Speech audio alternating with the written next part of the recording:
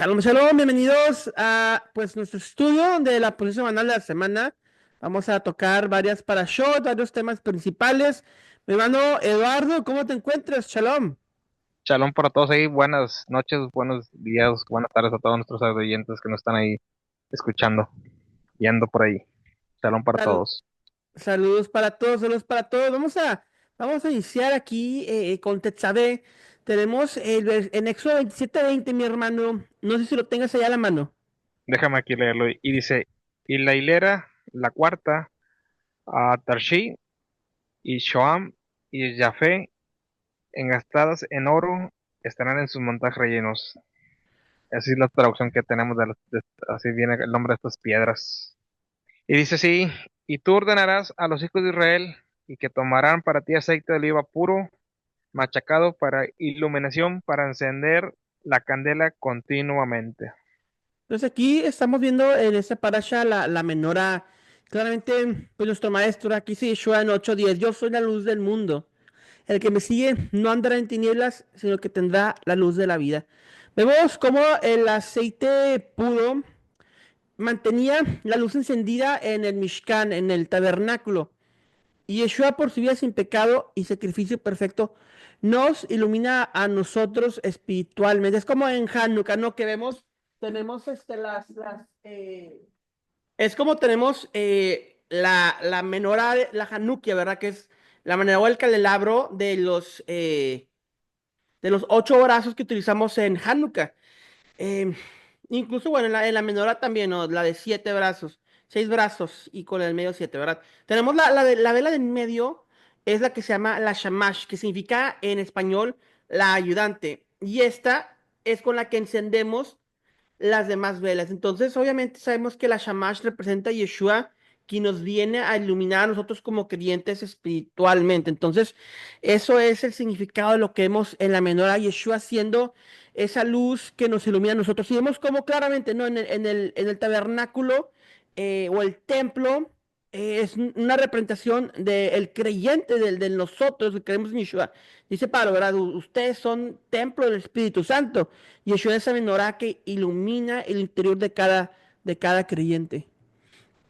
Amén. Y también representa, tío, que dice la traba, la enseñanza, ya es que como dice el Salmo, va, lámparas a mis pies, lumbrera tu camino, va. Y hablando lo mismo de la menorá, a mí de las cosas que me impacta, porque a veces, claro, va, le dan importancia a Moshe Rabenu, pero también de Aarón a Cohen, va, y son uno de los grandes, pero ¿por qué ya es que dice que le tocaba aprender a menorá todos los días, va? Dicen que todos los días con ese mismo fervor, como si fuera el primer día, prendía la vela, prendía la menorá. Tenía esa, porque sabía a quién estaba sirviendo. Por eso me impresiona también Aaron Cohen.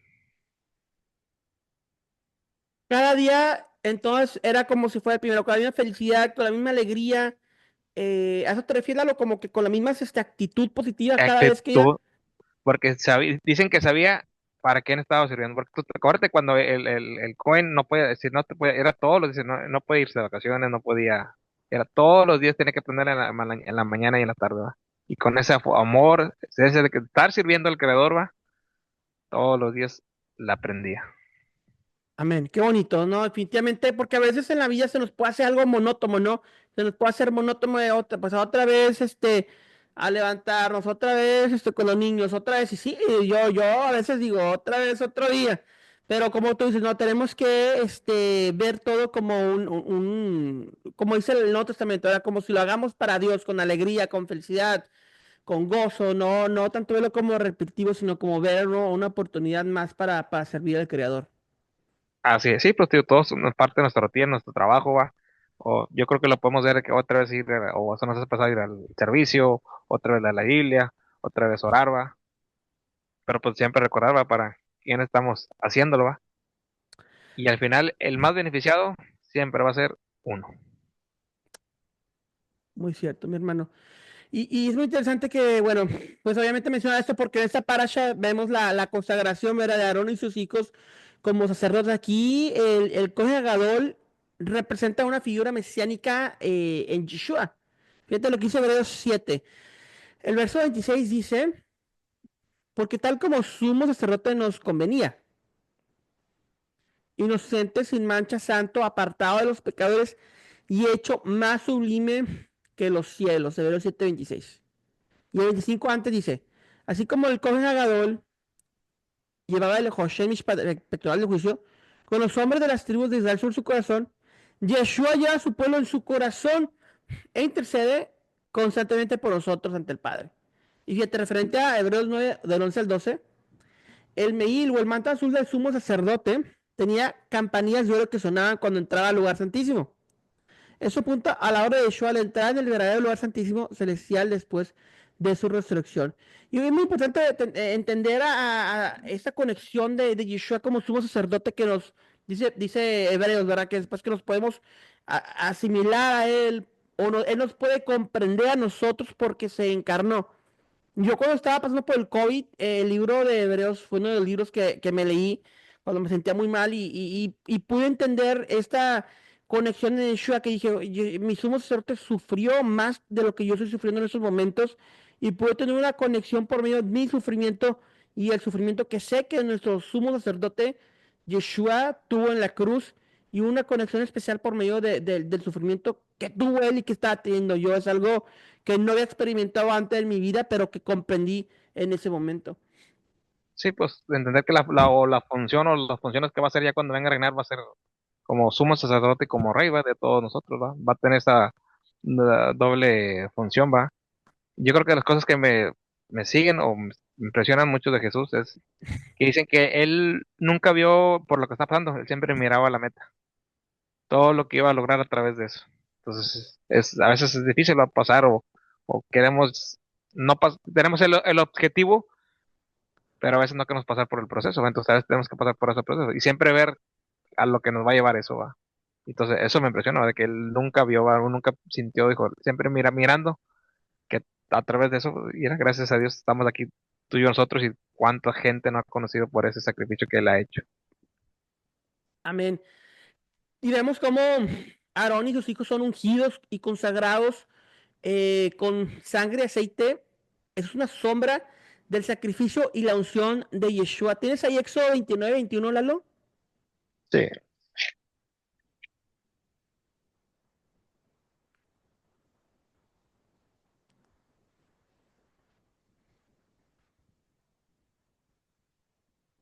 dice Éxodo 29:21, y tomarás de la sangre que está sobre el altar y aceite de la unción, y se aplicará sobre Aarón y sobre sus mentas y sobre sus hijos, sobre sus vestimentas de sus hijos junto a él, y serán consagrados a él y sus vestimentas y sus hijos, y la vestimenta de sus hijos junto con él. Yeshua fue ungido por el Espíritu Santo, Lucas 4:18, y su sangre nos purifica y nos hace parte de este sacerdocio espiritual, de acuerdo a 1 Pedro 2:9. Entonces, gracias a esta sangre, así como Aarón y sus hijos fueron iniciados como sacerdotes, por esa sangre del sacrificio que fueron rociados, nosotros por la sangre del sacrificio de Yeshua es como iniciamos nuestro sacerdocio, gracias a ese sacrificio. Sí, digo que ya es que aquí viene la palabra Hamashiach, ¿verdad? Digo que tendrás que saber que de ahí viene va, el Mashiach, de ahí viene Cristo, que al final es ungido, ¿va? Lo que realmente significa va eh, Mashiach, el Mesías, ¿va? Que es el ungido de Dios. Claro, los sacerdotes eran Cristos, los reyes de Israel eran Cristos, David, Salomón, Roboam, etcétera, eran Cristos. Todos los Sí, reyes de Israel que eran ungidos eran Cristos. Lamentablemente, pues se malinterpreta en el cristianismo y se asocia la palabra Cristo con deidad, lo cual en Yeshua aplican ambos, pero en el sentido único de la palabra Cristo es aquel ungido de Israel. Entonces, incluso los sacerdotes eran Cristos. Eso es lo que debemos de comprender. Y también hay mucha como negatividad del mundo de raíces hebreas, de que no digas la palabra Cristo, no hay ningún problema con usar la palabra Cristo. Simplemente significa ungido del griego y Mesías viene de Mashiach, de hebreo. Son equitativos de diferentes idiomas. No hay ningún problema en absoluto decir Cristo, simplemente se significa ungido. Así es. Sí, nomás era eso, que recalcar que lo vamos a ver seguido, o parte de toda la historia de a lo que conocemos como nosotros como el antiguo, ¿va? Eso viene parte de mucho de lo como es la palabra Mashiach o el ungido. Amén. Mi hermano, tenemos Éxodo 29 del 38 al 42. Si lo tienes ahí a la mano, aquí habla acerca del sacrificio diario. Y dice, del 38 al 42. Y esto es lo que habrás de ofrecer sobre el altar: corderos hijos de un año, 2 corderos por día, continuamente. Y el cordero el primero harás en la mañana, y el cordero el segundo lo harás entre por el atardecer. Y 1/10 de efa de harina refinada mezclado con aceite machacado, 1/4 de hin, y liberación 1/4 de hin vino para el cordero de lo primero. Y el cordero y el segundo lo harás entre el atardecer, como la ofrenda de la mañana, y con su libación harás a ella, para aroma, complacencia, una ofrenda ígnea para Dios, y uno la continua para vuestras generaciones a la entrada del Olé, del Moed, ante Dios, en donde me reuniré para con vosotros allá, para hablar contigo allá. Entonces vemos que se sacrificaban esos corderos, ¿verdad? En estos sacrificios. Eran como, hay un verso en el Nuevo Testamento que dice, ¿verdad? Que ese sacrificio no hay expresión de pecados. eh, y luego, pues el contraargumento es, bueno, pues es que hay que los sacrificios de aceite o de vegetales, de granos, etcétera. Perdón, de aceite y granos. Bueno, aquí estamos viendo el Corban Tamid, ¿verdad? Que era como el sacrificio matutino que iniciaba los sacrificios diarios y el matutino de la tarde que cerraba. Entonces, eran como que los sacrificios inicial y final, los cuales se compasaban o cubrían todo el tipo de sacrificios que se daban durante el día. Y obviamente, pues obviamente el verso, ¿no? Juan 1:29. He aquí el Cordero de Dios quita el pecado del mundo. Y ya, pues, como mencionábamos ahorita, ¿no? Ya en abril 12 viene Pesaj, viene la Pascua judía, donde vamos a celebrar el significado de todo eso y descubrir a Yeshua a través de ese sacrificio. Pero bueno, Yeshua fue crucificado en la misma hora del sacrificio matutino que vemos aquí y murió en la hora del sacrificio vespertino. Mientras que el sacrificio de Tamid había de repetirse diariamente, Yeshua ofreció un solo sacrificio eterno por los pecados, de acuerdo a 10:2. Entonces, continuo era el sacerdocio levita, los sacrificios diarios continuos cubrían solamente los pecados, pero el de Yeshua uno solo y te los borraba por completo. Y haciendo un paréntesis, lo que fue esta parche, la parche pasada, porque vamos a ver en la otra parche lo del becerro de oro. A ver que ya hemos lo dicho, va, pero simplemente volver a recordar que la Torah no es cronológica. Entonces, esto que estamos viendo son cosas del templo. Esto pasó después del becerro de oro. Entonces, si no era Ok. pasado, no se hubiera ocupado el templo, ¿va? Y recuerda que todo lo del templo, como dijimos en las partes pasadas, era que Dios estaba en medio de ellos. Solamente no es que ocupaban, era la señal que Dios estaba en medio del pueblo, y para eso hacían todos estos los sacrificios, ¿no? Amén. Mi hermano, ¿tienes Éxodo 30 del 11 al 16, donde hablamos de el medio shekel y la redención?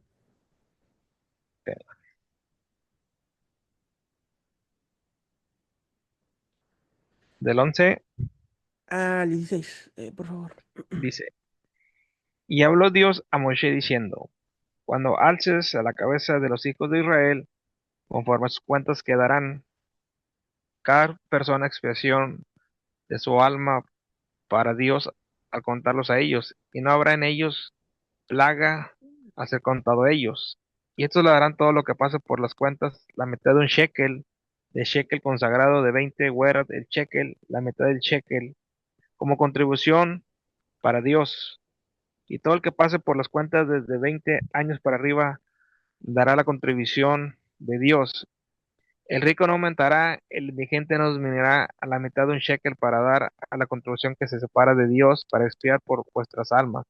Y tomarás a la plata de las expresiones de parte de los hijos de Israel y los dará a estos para la labor de la tienda del encuentro, y será para los hijos de Israel por remembranza ante Dios, por expiar por vuestras almas. aquí vemos, ¿verdad?, que Dios ordena que cada israelita de medio shekel como ofrenda para la expiación. Eso muestra la redención, que la redención tiene un precio y que todos son iguales ante Dios en cuanto a la necesidad de redención.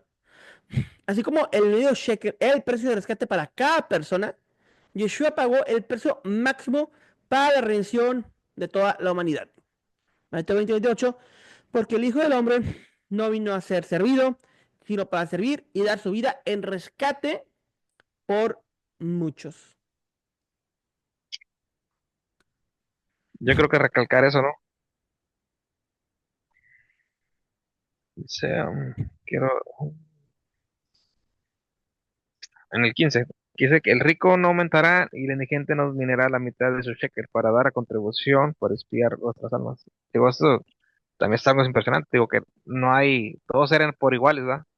Todos valemos igual para Dios, ¿verdad? Si nos ha dado ciertos recursos, es porque así decidió Él, ¿verdad? Es porque es parte de nuestro proceso, ¿va? No porque tú merezcas o no merezcas más que otros, es parte del proceso que Dios quiere para cada uno, ¿va?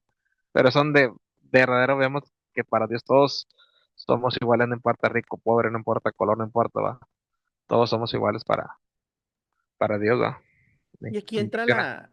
la cuestión, ¿no?, de muchas personas de que piensan que tienen que hacerse judíos para ser vistos como iguales ante Dios, igual que nuestros hermanos israelitas, israelíes, hebreos, y tienen la necesidad de decir, yo tengo que ser judío, tengo que ser tribu perdida, yo tengo que ser efraíta, porque es la única forma en la cual seré visto grande ante los ojos de Dios, como que demostrar a Dios un estatus en cuanto a una condición de pertenecer al pueblo en la carne y querer aferrarse a eso para creer que valen más cuanto claramente el Evangelio, claramente el Nuevo Testamento nos expresa de que somos un solo pueblo.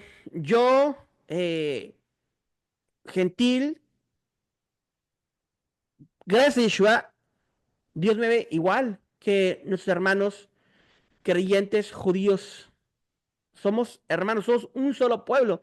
Sí, claro, somos injertados al olivo, somos esas ramas y eso, pero somos injertados, somos miembros coherederos de las promesas, somos iguales ante Dios. Yo no tengo ninguna necesidad de hacer una conversión al judaísmo, no me vale para nada y contradice el Nuevo Testamento. El que viene a la fe circuncidado, o sea, judío, que se quede circuncidado, que se quede judío. El 1 Corintios, el que viene a la fe incircunciso, que se quede incircunciso, que se quede gentil. Claro, Pablo es claro en que no hay necesidad de convertirse. Y cuando entiendes esto y cuando entiendes todo y cuando tienes la paz de Yeshua y te entra esa realidad, dices, soy Israel espiritualmente, más en la carne sé que soy gentil y sé que Dios me ve y me trata al igual que mis hermanos amados judíos. Amén. Tienes ahí toda como dijo Pablo, el que fue llamado judío, pues, y cosas como gentil, ¿verdad? Claro, si a una persona dice, ¿sabes que yo pudiera cumplir o yo quisiera es como un anhelo, va, no como obligación o no por querer, como tú dices, ser más que otro, va, o por querer a veces, yo creo que a todos nos pasó ¿no? al principio, va, como querer saber o querer por el ego, va, o querer como que para a sentir mal a los demás, va, pero si lo haces de una manera que sabes que yo lo quiero hacer por amor o lo quiero hacer, es válido ¿va? También, va, pero que lo hagas por eso, va, por anhelo, por amor, no por querer ser más que los otros, va. Podríamos tener ese anhelo de amor, pero hay una alhaja, hay una ley apostólica, la cual Pablo es muy claro. Entonces, puedo sentir ese amor, pero, hermano, ya estamos circuncidados en la carne, ya somos Israel, ya somos injertados, ya lo somos. ¿Qué necesidad hay de que vaya con un rabino a que me dé una hoja y un papel? Eres judío, una identificación judía. No tengo necesidad, no tengo necesidad que me reconozca la comunidad judía aquí en mi ciudad. No tengo la necesidad. Mientras el Padre que está en los cielos me reconozca, es más que suficiente. O No, bueno, me expliqué mal, dije, si hubiera alguien que dijera, bueno, ah, digo, tú y yo hemos entendido que pues, eso no nos hace diferentes, ¿verdad? Yo lo que me refiero es que si hubiera alguien, uno de mil, ¿va? Que dijera, yo lo quiero hacer, bueno, pues es válido, es decir, no lo vamos a contradecir, pero la verdad, digo, yo creo que tú y yo opinamos igual, es decir, no ocupamos, ¿verdad? Nosotros por medio de Jesús somos circuncidados de corazón, ¿va? Y eso nos valida y nos va a validar siempre, ¿va? No ocupamos, y ocho ya es que hemos hablado, ¿va? yo creo que yo no pudiera hacerme, o sea, convertirme, no pudiera, no puedo, va. Bueno, ya cambiamos de tema porque luego va a venir la señora a reclamarme.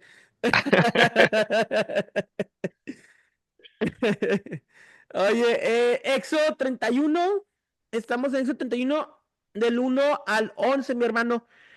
Aquí vemos a Bezalel. Si usas leer, vamos a leer del 31 al 1 al 5. El 5.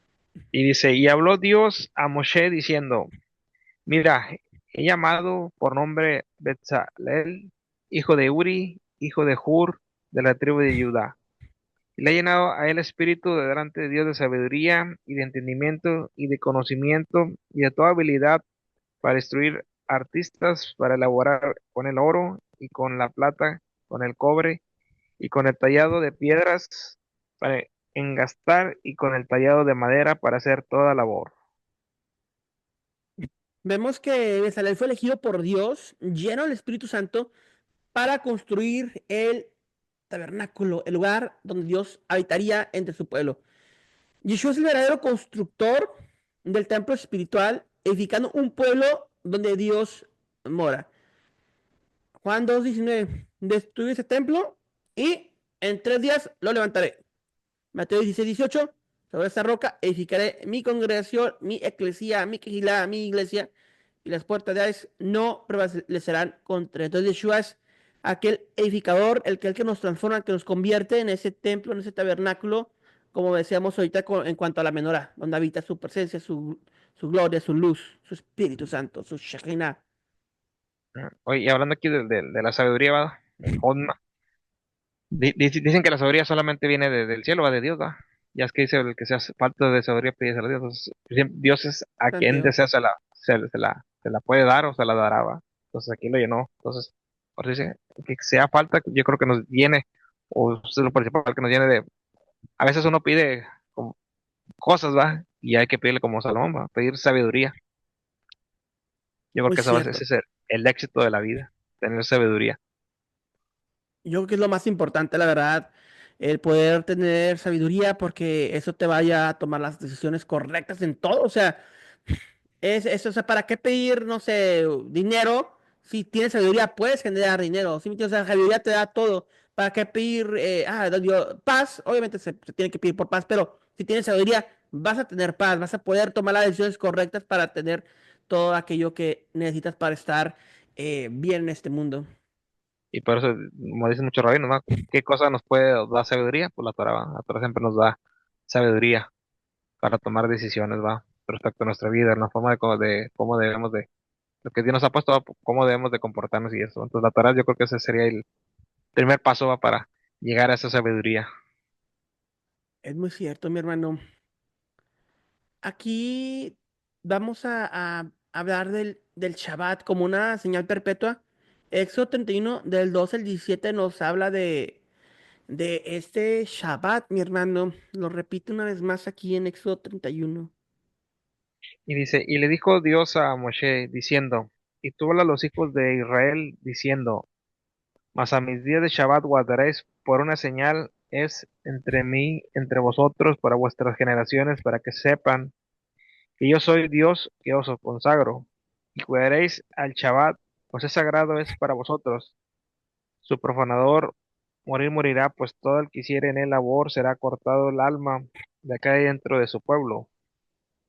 6 días se hará labor y el día séptimo de Shabbat de cesación. Y sagrado para Dios todo el que hiciere labor en el día de Shabbat morirá. Y cuidarán los hijos de Israel el Shabbat para realizar el Shabbat para sus generaciones un pacto eterno.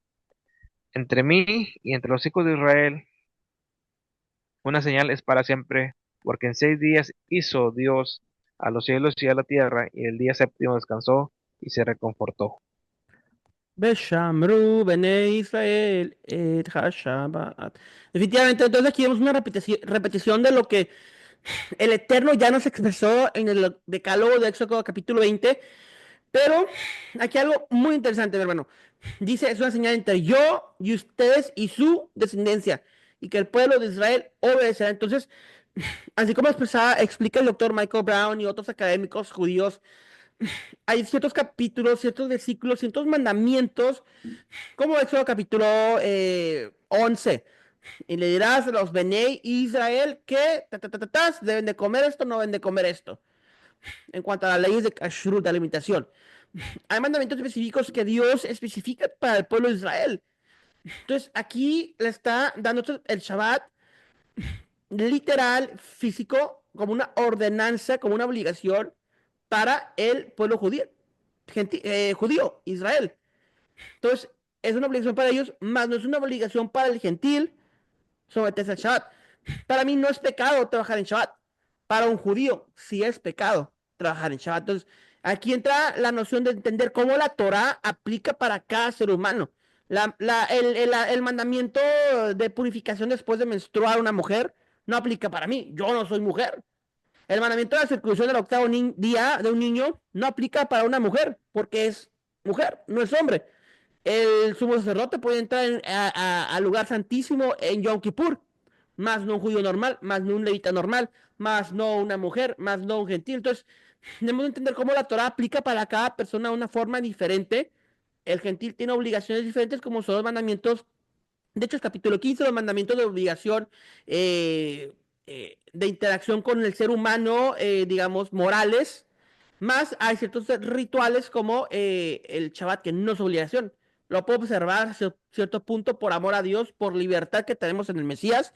Pero Pablo nos dice, ¿verdad? Que no los juzguen por días, por qué comen, por esto y por lo otro. Es muy claro en que el gentil no debe ser juzgado por si observa o no el Shabbat.